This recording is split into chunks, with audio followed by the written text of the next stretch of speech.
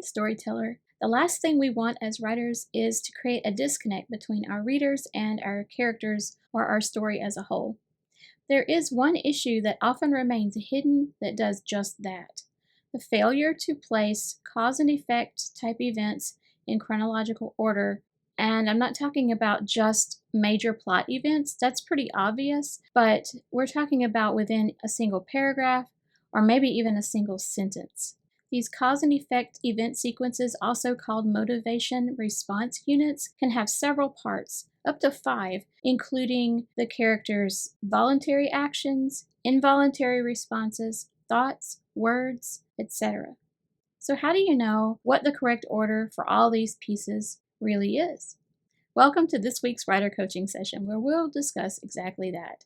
Hi, I'm Bridget from B Squared Writer Coaching. I'm an author, editor, and your story coach, here to help you make your story powerful, polished, and publishable so you can move readers and help them experience your character's journey with maximum emotional impact. Before we get into today's topic, I have a gift for you just for visiting my channel.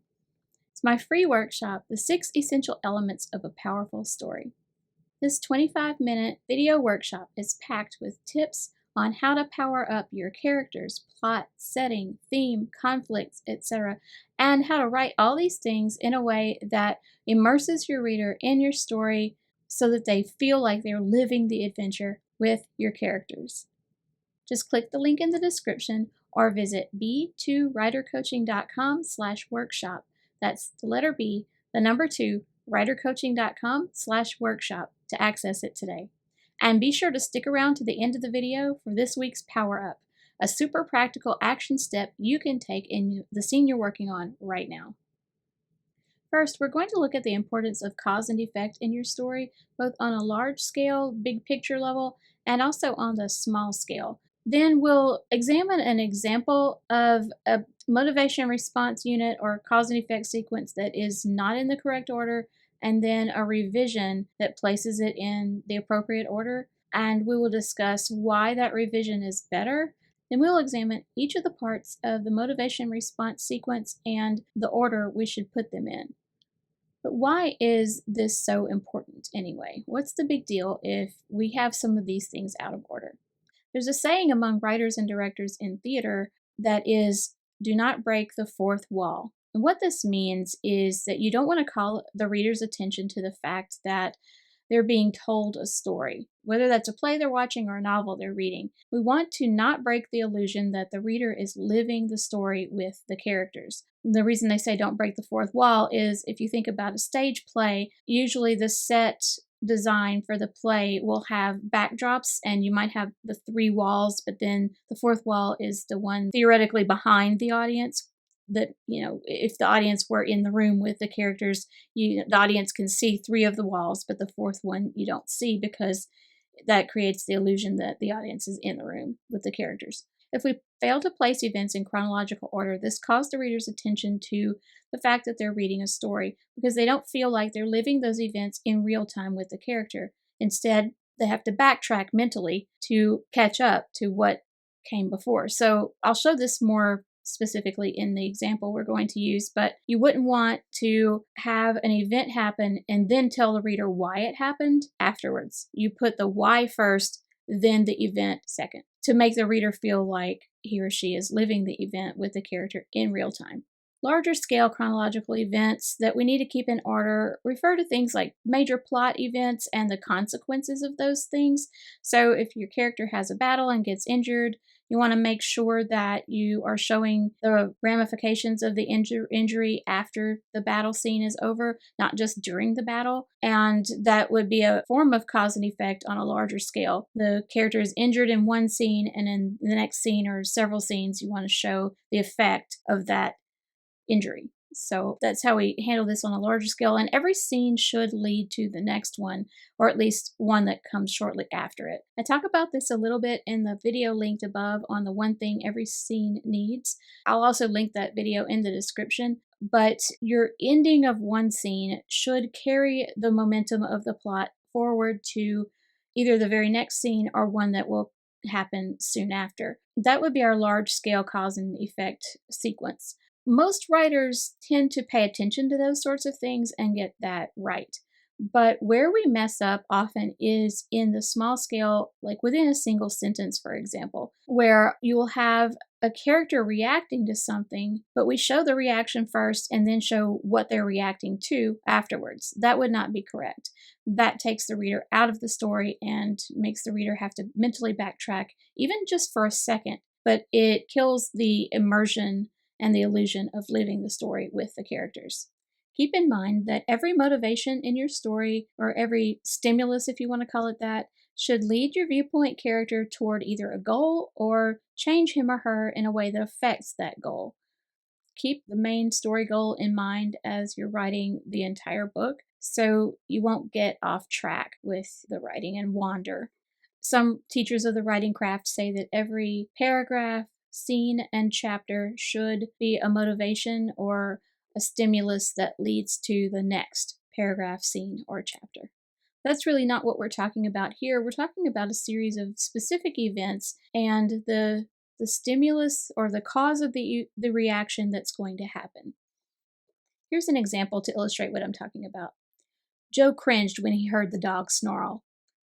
Well, there are a couple issues with this example. First of all, the motivation or the thing that causes the reaction and its response or reaction are presented in the wrong order. Joe cringed when he heard the dog snarl. Well, the cringing is the reaction, but what's he reacting to? Hearing the dog snarl, right? So the thing that stimulates his response is the dog snarling. That should come first because that's what happens in chronology first. The reader has to backtrack in her mind a little bit if we word it the way we did in the example. Joe cringed.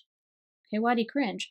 When he heard the dog snarl. So then we have to kind of reverse that in our minds and see, okay, the dog snarl, that's why he cringed. We don't want the reader to be concentrating on things like that. We want the reader to feel and experience the events with Joe while he's experiencing it in real time. We don't want anything to call attention to the writing itself. The second issue with this is the word heard is acting as what we call a filter word in this instance, in which we are telling the reader what Joe hears instead of letting the reader hear the dog snarl along with Joe. For more details on filter words and how to eliminate them from your story, check out last week's writer coaching session, linked above and in the description. And here's a revision for the example we used. The dog snarled. Joe cringed, then hid behind a bush. Help! He cried. This revision places the events in the correct motivation, reaction, and action order. Every action a character takes has a motivation, whether internal or external, whether stated or unstated. The group of motivations, reactions, and actions is called a motivation response unit. Now, before we get into the pieces of a motivation response unit, if you're finding this helpful, be sure to hit the subscribe button and the notification bell so you won't miss future writer coaching sessions. So what are the parts of a motivation response unit? First, obviously, is the motivation, also called a stimulus. This is the thing that causes the character to act or react. In our example, it would be the dog snarling because that's what caused Joe to cringe in the first place. The stimulus or motivation prompts the character to react either involuntarily or voluntarily or both, and sometimes to think something or speak a line of dialogue. After we've presented the stimulus or motivation, we can move on to the character's involuntary response. In our example, Joe cringed. He didn't decide to cringe, he didn't think about it, he just did. It was an instinctive response. That would be an involuntary reaction, and that comes first before any voluntary or chosen actions that the character will take. Why is this? Because we act on instinct immediately after a stimulus or a motivation. We don't take time to think about it. Our bodies will react without our conscious knowledge sometimes. And so we want to make sure that the involuntary responses are presented before anything else to be more realistic and to make the reader feel like he or she is living that reaction along with the character. Other examples of involuntary reactions could be a character's throat tightening, the character might stiffen, any of those body language type reactions, not intentional body language like slamming your fist on a table, but Internal physical responses are usually involuntary. Your heart racing, stomach flipping, breaking out in a sweat, any of those things are involuntary reactions, and those will come right after the motivation or the stimulus happens. Next, we have voluntary action. In the example we used above, Joe hid behind a bush, so he made the decision to do that. It might happen almost immediately. You hear the dog snarl, you cringe, and you start running. Well, the cringing is an involuntary response that you don't have to think about, but the choice to run and hide behind something is a conscious choice. It may feel instinctive, but it really isn't.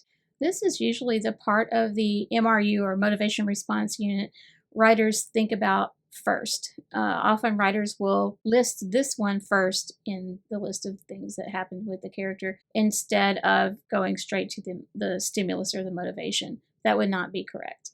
It should be presented after the motivation or stimulus and after any involuntary responses the character might have. Now keep in mind, a character doesn't always have an involuntary response, but if that does occur, the voluntary action must come after it.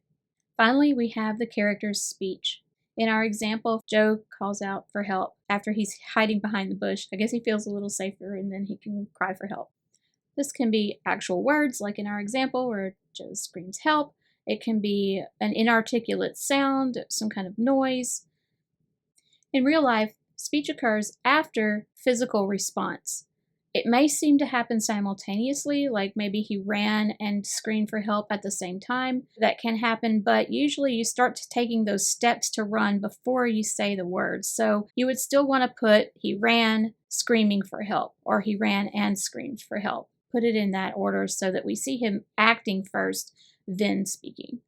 Speech usually does in real life happen even maybe a split second after the physical response occurs.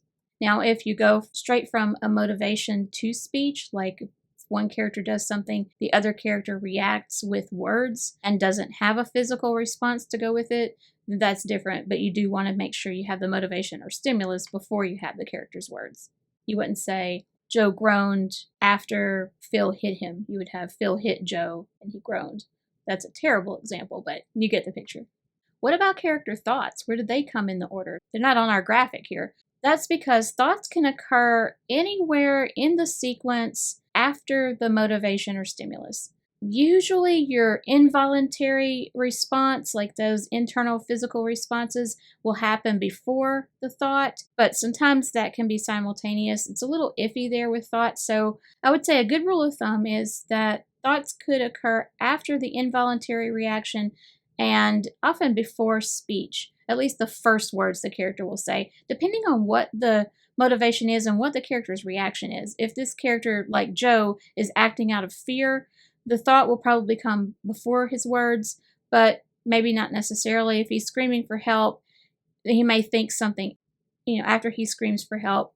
It just depends on the situation. So thoughts are pretty fluid, but just be aware that they need to come sometime after the motivation or the stimulus. If you haven't done so already, be sure to grab your link to my free workshop, 6 Essential Elements of a Powerful Story. Motivation response units are just one sticking point for writers, and this workshop will give you many more tips on how to keep your readers immersed in your story. Just click the link in the description or go to b2writercoaching.com/workshop to access it today. For today's Power Up, examine the last scene you wrote in your story, or a scene that has some kind of a dramatic sequence of events that happens to your character. Maybe something that happens that causes your character to respond in an emotional way, either out of fear or anger, excitement, something with strong emotion.